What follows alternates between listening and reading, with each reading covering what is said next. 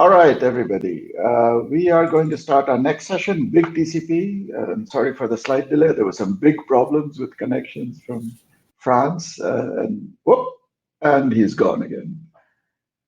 Oh, and he's back again. So it sounds like we may have this as a going forward thing. I'll take this chance to introduce Eric, but I don't think I really need to introduce him to this community. He's been a mainstay in sort of the TCP and all of the improvements that have happened in the TCP stack over the years. So we will give him a few more seconds to set up, and hopefully the connection will stay stable and we will be able to have a good session.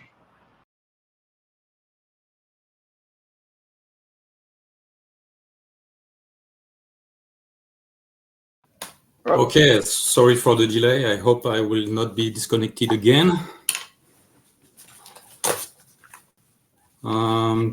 So in this work, I will present the last test work we did recently at Google about TCP, because, you know, I'm loving TCP since 2008, something. So let's try the next slide. So the next slide is really to show you that this talk is really technical. It's not like, you know, test and infrastructure. Is really about how we can make TCP slightly faster with small amount of change. So the first, so let's step back a bit. TCP in Linux is using scabi both for transmit and receive.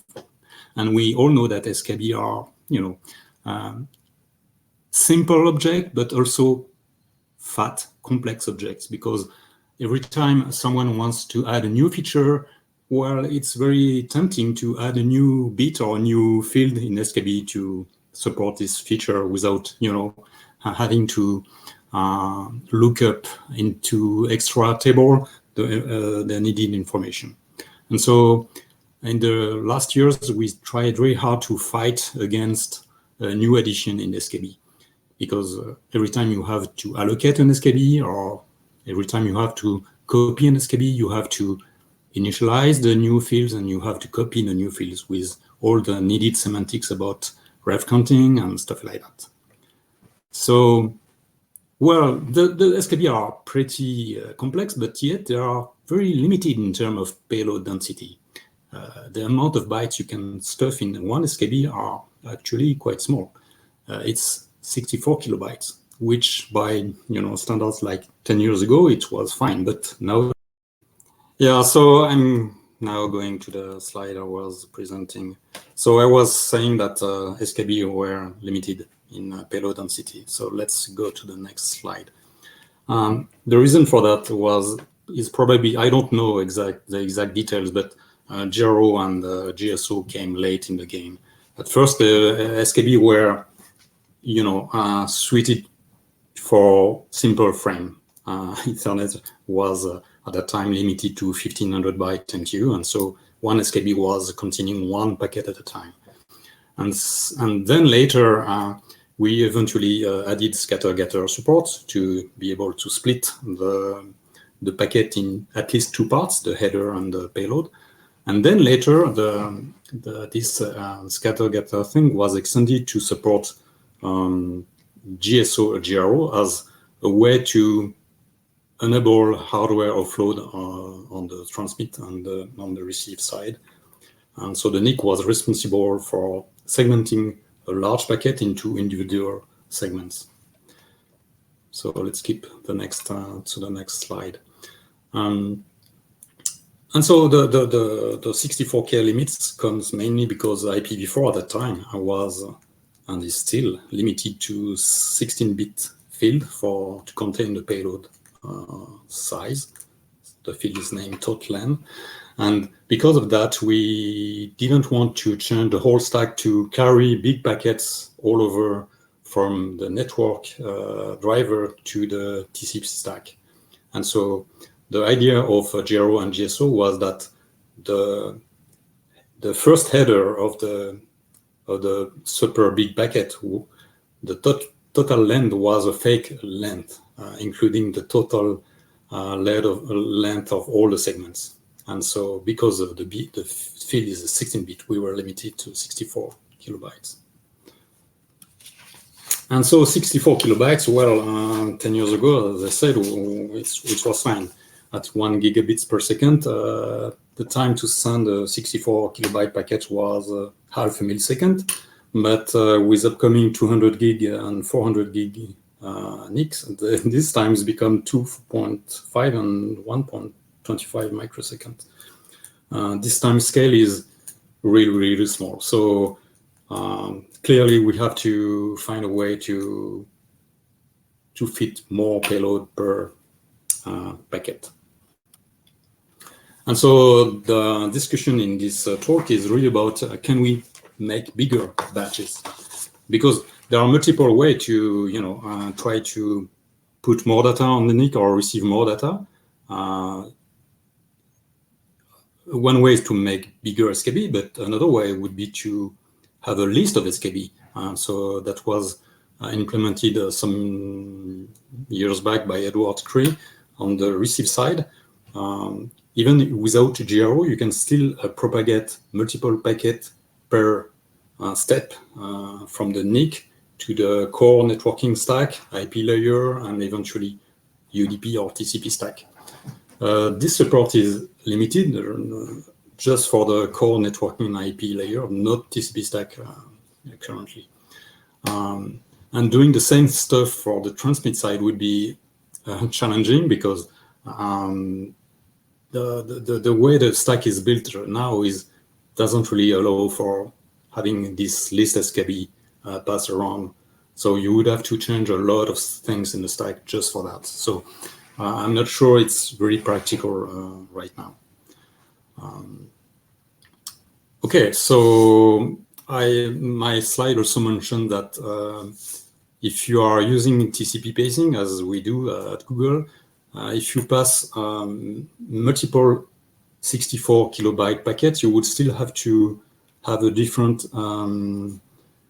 departure time for each SKB, meaning that the packet scheduler, FQ, or the NIC, if the delay is implemented on the NIC side, would still have to schedule different events, at least one event per 64 kilobyte chunk. So that's probably not good enough. Well, so what can be done? Actually, this idea came from Jumbograms. This older RC was designed 20 years ago or so when IPv6 was standardized. And well, this idea was basically stale. I'm not sure there are any use nowadays of Jumbograms, IPv6 Jumbograms. Probably because when they were designed, the TSO or gero paradigm was not really in the mind. So really, in order to be able to send Jumbograms, like packets of more than 64 kilobytes, you had to have a big MTU bigger than 64 kilobytes. So, well, maybe loopback device can do that, but other device like Ethernet device don't. So that's probably why Jumbograms are not really used. But so far, the specs are there. So you could use them internally, because when you receive a train of small packets, like a 1500 byte MTU, you aggregate them, coalesce them into a gero packet or LRO packets if this thing is done on the NIC itself. And so if we allow the NIC or the gero stack to build bigger packets, well, by just inserting or using the Jumbogram extension header, you can make the packet look like a real one, like a real Jumbogram. And so that makes toolings like TCP or any packet capture or any tools which are already hopefully IPv6 Jumbogram ready, just usable right away. So that's the idea of this talk. So let's take a look at what is the extension header carrying the Jumbo option. it's actually only 8 bytes. So that's a hop-by-hop header with a TLV jumbo. And this TLV contains 4 bytes to store the payload length, while the native IPv6 header, as you know, only contains a 16-bit field for the payload length. So the idea of a jumbogram is just by inserting this hop-by-hop header and putting the IPv6 header payload length to 0, you can just suddenly extend your packet size to arbitrary size, up to 4 GB, of course. I'm not sure we want to go there yet. So before doing any work and before doing this presentation at the Netdev conference, I made a jumbo prototype patch just to make sure that things could work, right? So I took a stab at Mellanox for NIC, which was the NIC I had on my hands readily available. And by looking at the driver, I saw that the packet length in the transmit descriptor for TSO packet was already 32 bits wide. So maybe this NIC was capable of sending bigger packet than 64 kilobytes TSO packets. Actually, the specs available on the Mellanox site tells the limit is bigger than 64K. So that was supported by NIC. So I did a small hack in the scabi gero receive to allow bigger gero packets. The small hack was really small, just remove the existing limit of 64 kilobytes and make it bigger, arbitrary to a quarter of megabytes. And then I added a hack into the main IP receive core function, IP6 receive core, to not trim scabi, because there is this logic about when you receive a frame, it's either an IPv4 or IPv6 stack, we look at the header payload length and we compare to the scabi length. And if we have any extra bytes, we remove them. That's because some NIC add some padding for some reason, especially for short packets, but this logic is there for arbitrary length. So I just added a small hack here, and that was it. So in this prototype patch, I didn't add any TLV jumbo extension header in either on transmit or receive side, because I wanted to do something fast, right? And that was okay if TCP dump was completely, in the dark with this apparently illegal packets. Okay, so I did my experiments, and well, the results were quite good actually.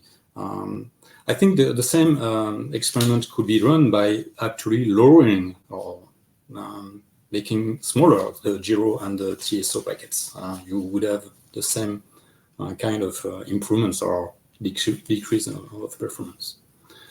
And so after this prototype patch was good, it gave good results. So I'm talking here about of 25% reduction in CPU load on the stack. If you saw the prior talk, you understood already that the copy of the data is the main bottleneck, right? So all this makes sense. All this jumbogram stuff makes sense only if your application is already using zero copy for both send and receive, or at least one side, if you can't implement the other. Okay, so let's get a bit in the details of the implementation if we want to do that. Let's study the IPv6 state on the receive side.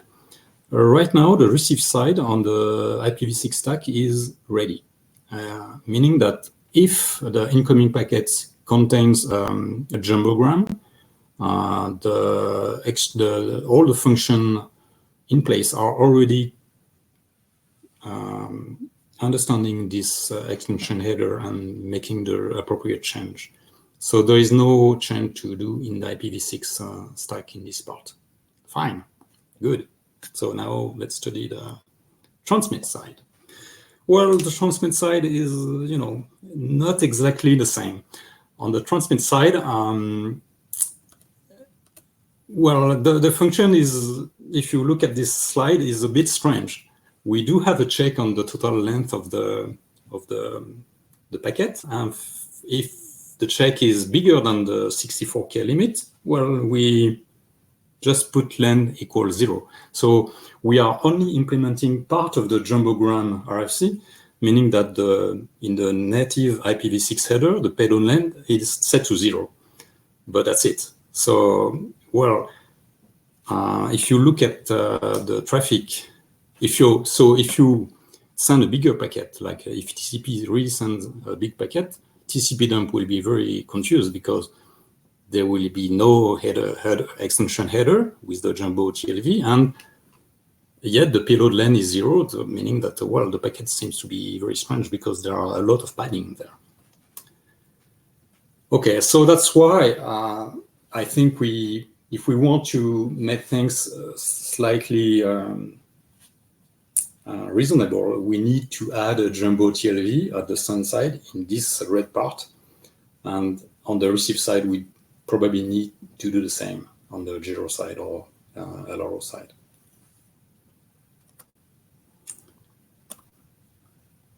So let's take a look at the gero stack. The gero stack limit about 64K is really in the SP gero receive, and so the check is there, copied, pasted here.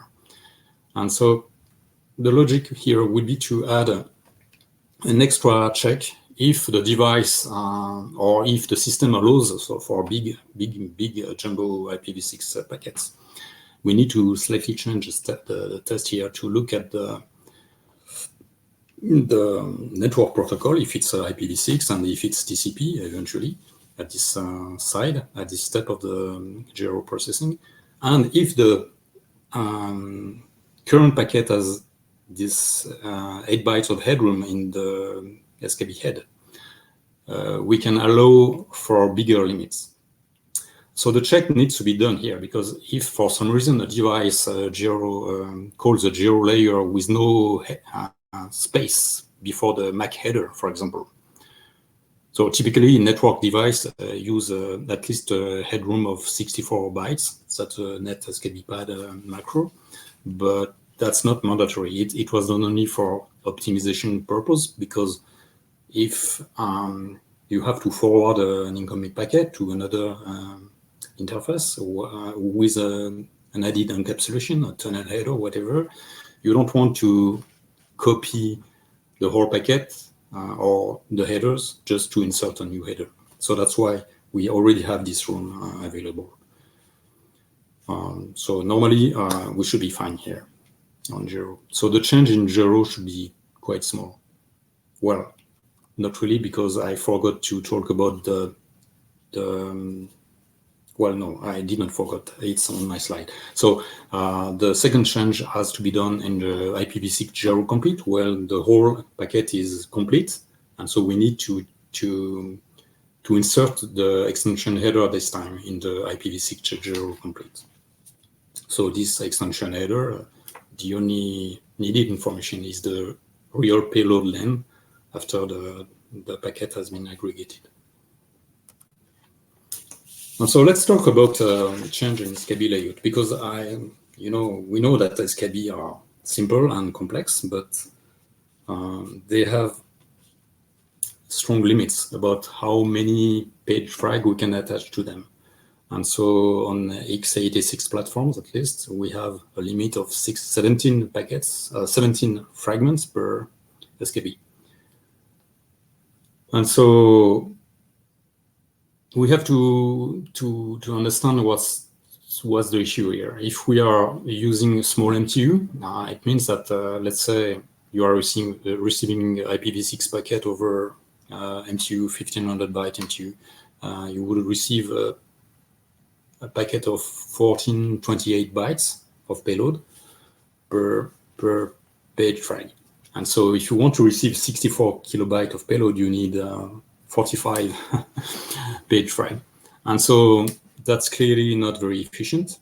And so the way the gero stack works right now is to fill at most 17 fragments per scabi head, and then chain multiple scabi heads together to form a gero packet with 45 segments. And so obviously, if we want to make this limit twice bigger or 4 times bigger, the number of fragments will be multiplied by 2 or 4. So that's an issue here. And so we at Google, we had experimented in the past an increase of max scabi frags from 17 to 45. It worked well. The only drawback here was that the scabi true size, so the size of the memory size of one scabi was slightly bigger, right? Because the page frag array was slightly bigger by 256 bytes, I think. So, well, if you don't have to store a lot of scabi, it's you don't care. But if you have to, well, particularly if you are receiving small packets like UDP packets or stuff like that, this increase might be challenging. So the other problem is on the transmit side, because the transmit side also has this limit of 17 frags. So if you use TCP send message, normal send message with copy, the kernel allocates 32 kilobyte page. So you can put a lot of data per scabi. But at least at Google, we are trying to use zero copy on the transmit side, meaning that we are hitting this limit of 17 frags quite fast, because on zero copy, we are using order 0 page. By definition, the MM layer just gives us order 0 page. When we do the gup thing from user space page to kernel usage of this page, we just handle order 0 page frag. So that's an issue. That's why the increase of max scabi frags could be needed in this zero copy mode. Or we need to generalize the native frag list, which is the way gero cooks big scabi, chaining them together with the shared info frag list pointer. But nowadays, almost no driver support the frag list at transmit side. Loopback driver does, but loopback is doing nothing at all with them. So I think there is no driver doing that, the native frag list. So if we want to support that, that would be quite invasive change in the network drivers that want these big TSO packets. Okay, so let's take a look at the driver change.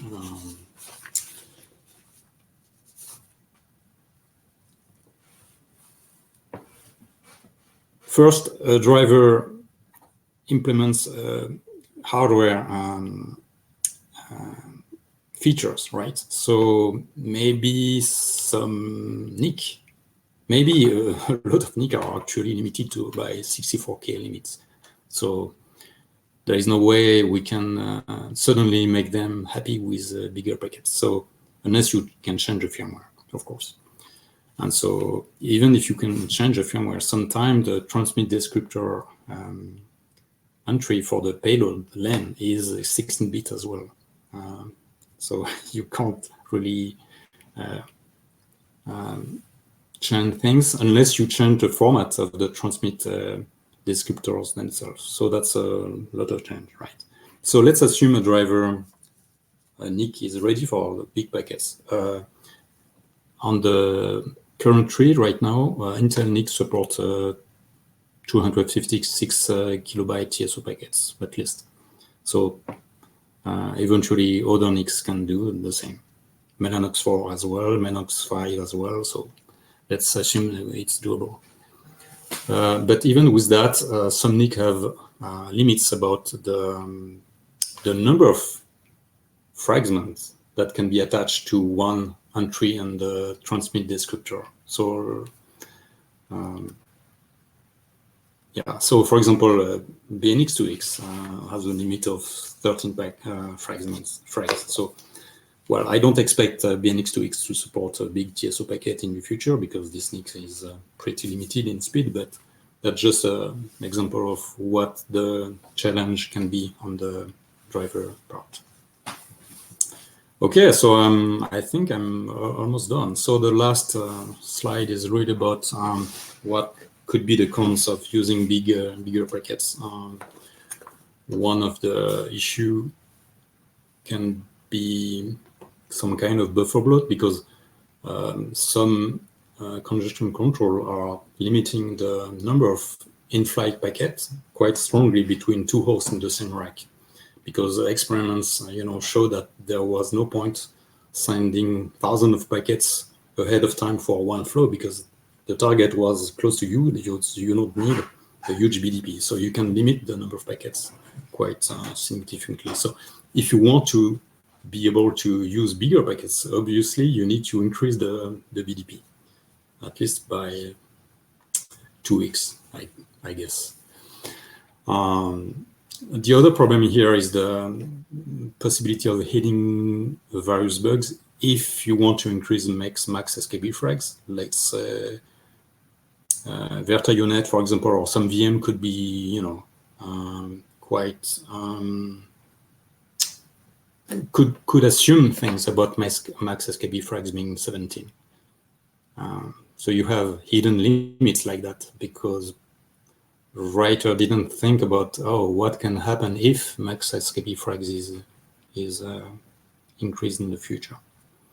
Another problem might be with the BQL because if you put bigger packet on a transmit, BQL, so byte queue limit, becomes less effective. So you have a bigger head of line blocking because of bigger packets.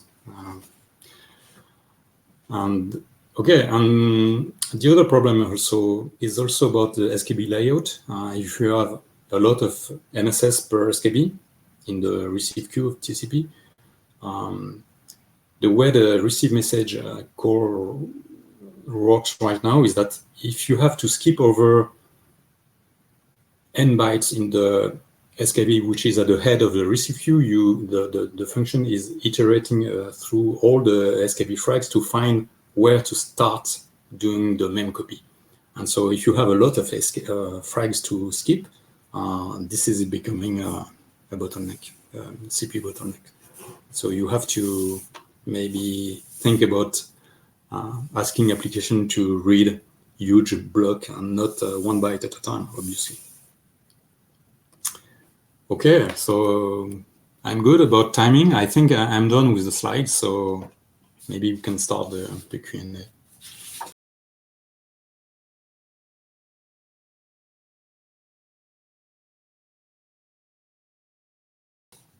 So we can wrap up all the question and answers in 1 minute. Will be good.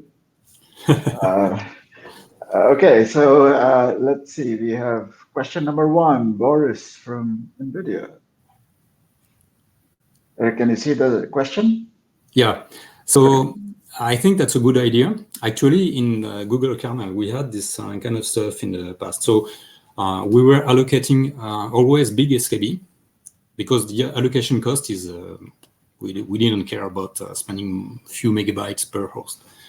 But the effective limit was not anymore a macro, but a variable.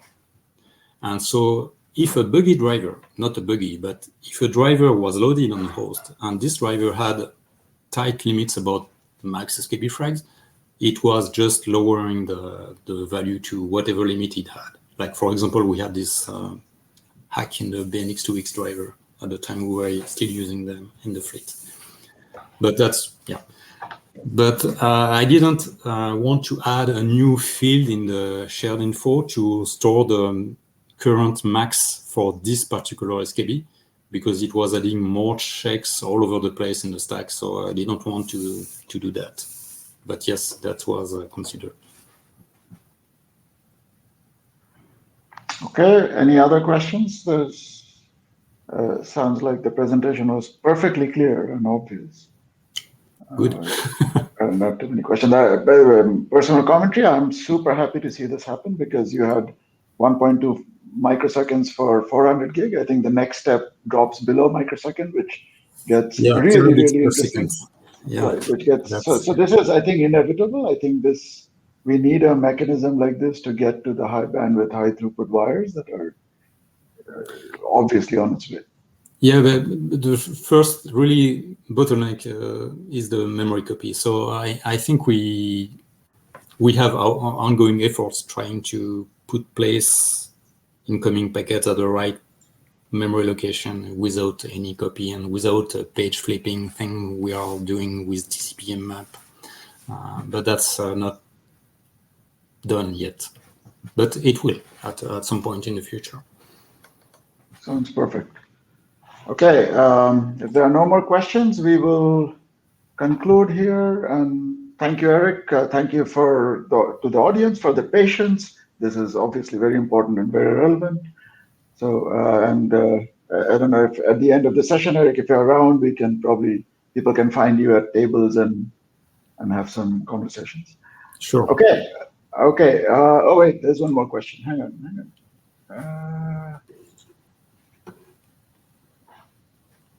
Do you see that? So it's not a problem because the way the frag list is used, you first allocate one. So let's take a look at the gero. We allocate one scabi without knowing how many MSS you will store in it, right? So you store incoming MSS until the limit of 17 is hit, and then if this limit is hit, you allocate a new scabi head with a fresh shared info. And so you link the new allocated scabi to the first one with the frag list pointer, and then you start to fill the new MSS into the second scabi, and then you do that one scabi head at a time. So there is the allocation is done only on demand. So that's a nice feature. But if you have to forward this packet to real NIC, then things get complicated, because of lack of frag list support on the NIC transmit side.